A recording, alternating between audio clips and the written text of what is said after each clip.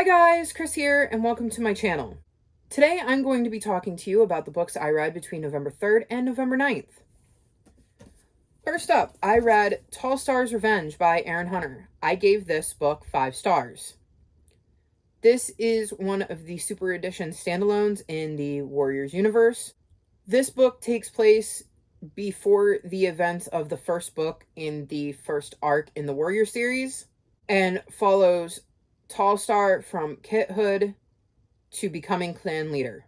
I really enjoyed this book. I love getting to see Tall Star's life before we see him as Tall Star in the first arc of 6. It was also really interesting to see if there was any other familiar names that would pop up besides Tall Star's.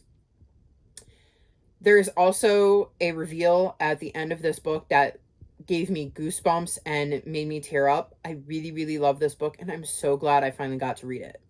Next up, I read The Night Circus by Erin Morgenstern, and I gave this book 1 star. So I'm going to read you the description they had on Goodreads to tell you what this book is about.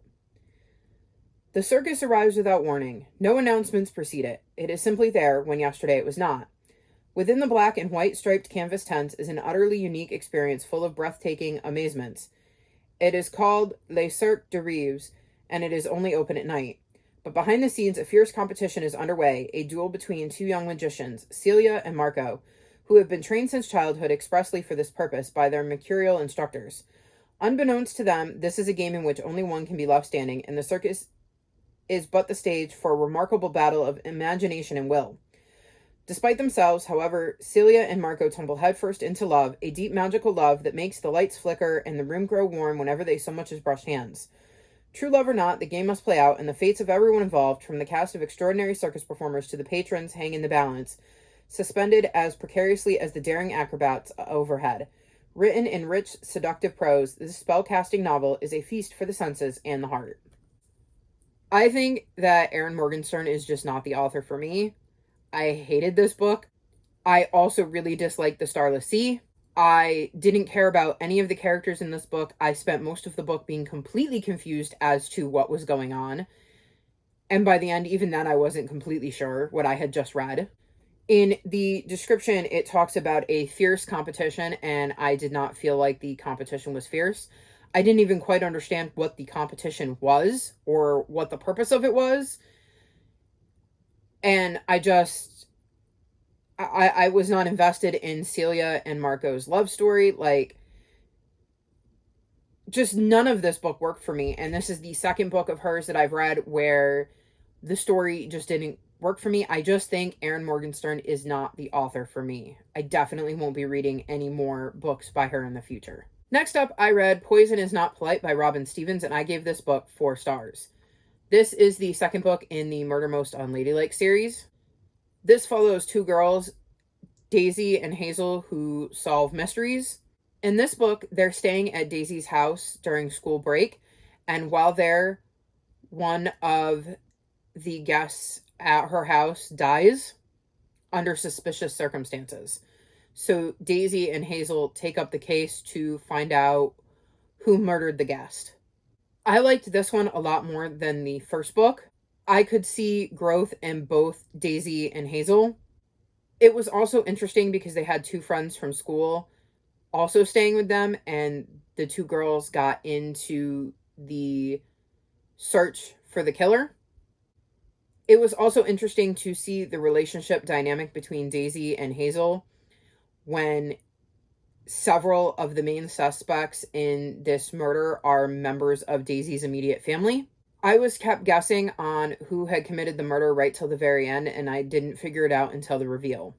I'm hoping that in the next book, we again continue to see more growth from Daisy and Hazel, and I'm definitely enjoying the mystery aspect of this series. Next up, I read The Palace of Glass by Django? I don't know how to pronounce that. Wexler. Sorry if I butchered his name. This is the 3rd book in the Forbidden Library series. That series follows a girl named Alice who, after the death of her father, goes to live with her uncle. Once she's living with her uncle, she meets a talking cat in her uncle's library, who then leads her to a boy. He ends up showing her something that she didn't expect, and that's that she has the ability to go inside books. This means she is a reader, and she also has to learn that not all books are safe to be in. Some of them require you to defeat a creature before you can be let out. Obviously, I can't say too much about the plot of this book. I will say that I thought this book set up the final book in the series really nicely. I loved Alice's book adventures in this book. I thought that the characters that she met during her adventure were quite interesting, and I'm really curious to see how this series ends. Next up, I read Midnight by Erin Hunter, and I gave this book 4.5 stars. This is the first book in the second arc in the Warriors series. In this book, several cats receive dreams that tell them that danger is coming to the forest. So these cats will need to work together to try to figure out what that danger is and how to save their clans.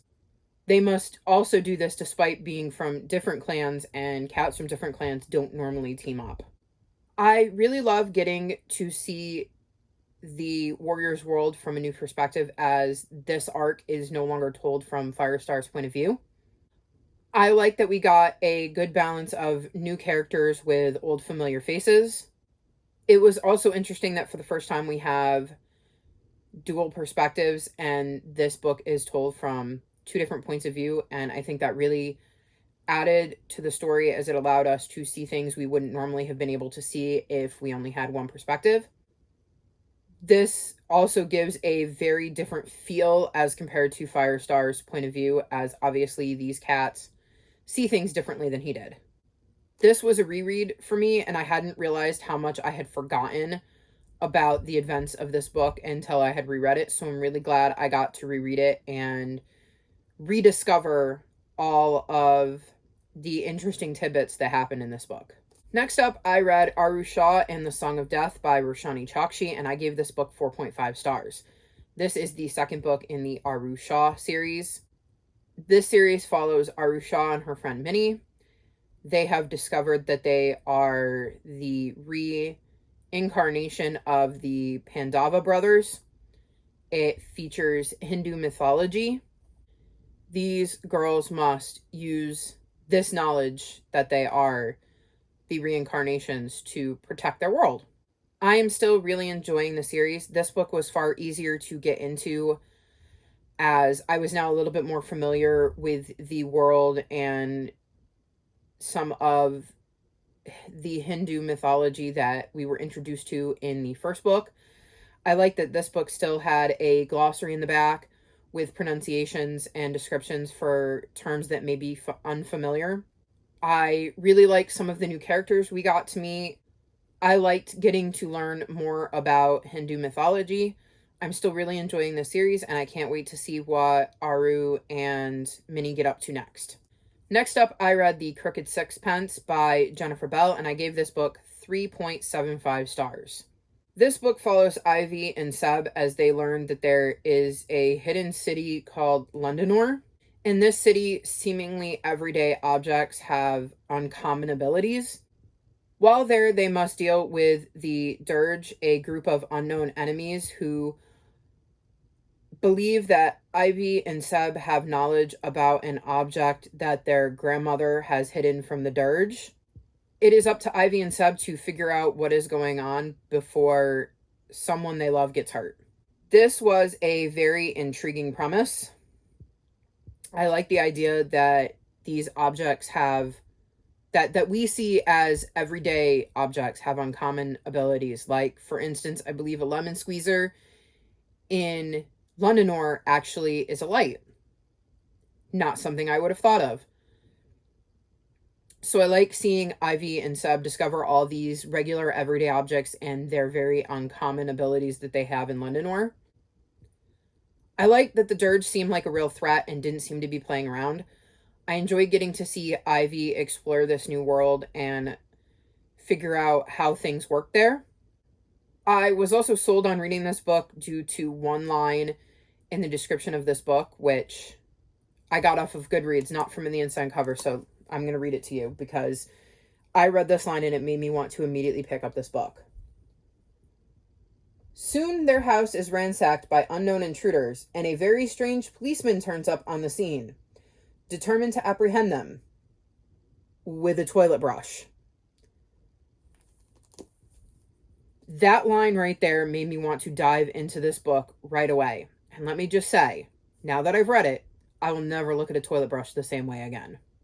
Next up, I read Finale by Stephanie Garber, and I gave this book 3.5 stars. This is the final book in the Caraval trilogy.